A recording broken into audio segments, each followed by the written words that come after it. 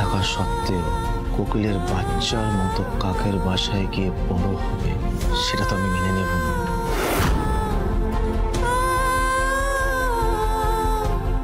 তোমার পেটে যে বাচ্চাটা বড় হচ্ছে তার বাবা হচ্ছে আমি। আর বাচ্চাটা হয়ে গেলে আমি কিন্তু নিয়ে চলে যাবো, কেউ আটকাতে পারবে না।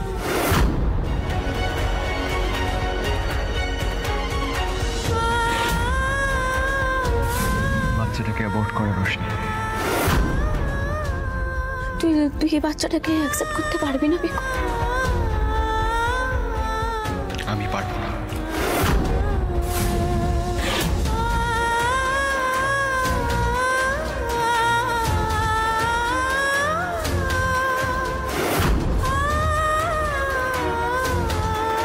রোশনি,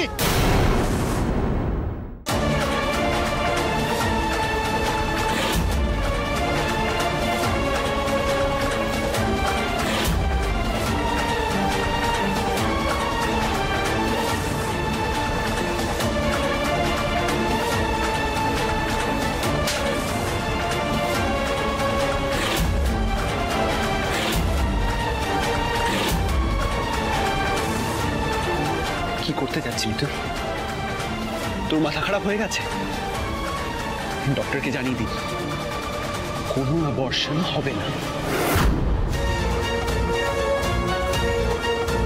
আমার বাচ্চাকে আমি মারবো না বাঁচাবো সেটা আমার ইচ্ছা পিকু।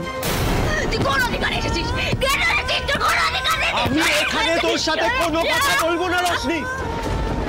বাড়িতে গিয়ে ঠান্ডা মাথায় কথা হবে, এখানে কোনো কথা হবে না, ব্যাস।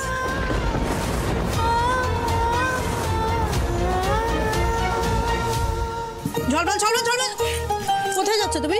আমি তো আলোমার ঘরে যাচ্ছি, নতুন ফ্রেন্ডের সাথে খেলবো তো।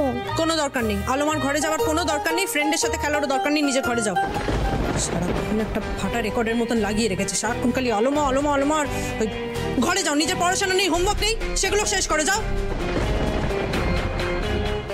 ফ্রেন্ড না চাই, আমার ছেলেটাও নিজের বাবার মতন একটা গাধা হয়েছে, জানে তো না? বাচ্চাটার জন্মের শত্রু, পাগল হয়ে যাবো আমি। কাম্মা এরকম করলো কেন?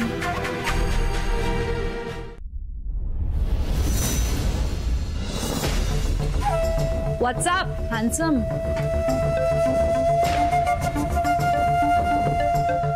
আমি জানতাম তুমি আসবে। অফকোর্স আমি আসবো। আমি তো সেই কবে থেকে তোমার কাছে আসতে চাইছি, তুমিই অ্যালাউ করছো না।